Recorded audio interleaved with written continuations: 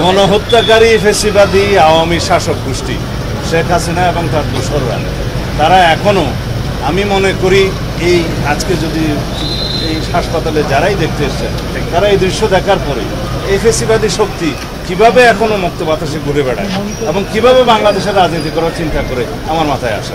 আমরা গত রাত্রে আমাদের নেতা, আমাদের দলের মাননীয় ভারপ্রাপ্ত চেয়ারপারসন জনাব তারেক রহমান আমাদেরকে নির্দেশ দিয়েছেন এবং এই রোগীদের জন্য উনি তাৎক্ষণিকভাবে আমাদের কাছে ৫ লক্ষ টাকা প্রেরণ করেছেন। আমরা সেটা আজকে এখনই আমাদের ডাক্তার রফিক সাহেব আছেন এখানে স্বাস্থ্য উপদেষ্টা, স্বাস্থ্য সম্পাদক দলের, ওনার হাতে দিয়ে যাচ্ছি। উনি প্রত্যেকের কাছে যার যতটুকু প্রয়োজন উনি একটা বিতরণ করে যাবেন এখনই।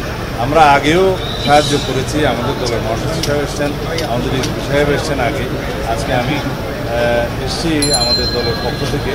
আমরা এই সাহায্য এবং দেখাশোনা আমরা কন্টিনিউ করব। তবে যাদের অবস্থা আমরা দেখলাম যে দেশে সুচিকিৎসা সম্ভব নয়, সেগুলো আমরা চিহ্নিত করে অতি শীঘ্র সরকারের কাছে আহ্বান জানাই তাদেরকে যেন বিদেশে প্রেরণ করা হয়।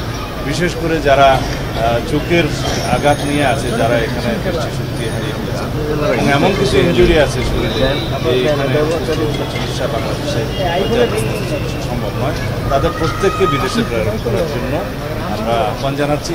এবং এইটাও আমরা প্রতিশ্রুতি দিচ্ছি, যদি ইনশাআল্লাহ আমরা দেশ পরিচালনার দায়িত্ব পাই তখন অবশ্যই সকল আহত এবং সকল শহীদদের পরিবারের সাথে আমরা বসে তাদের প্রত্যেকের জন্য যা যেভাবে পুনর্বাসন করা দরকার, চিকিৎসা করা দরকার সেই ব্যবস্থা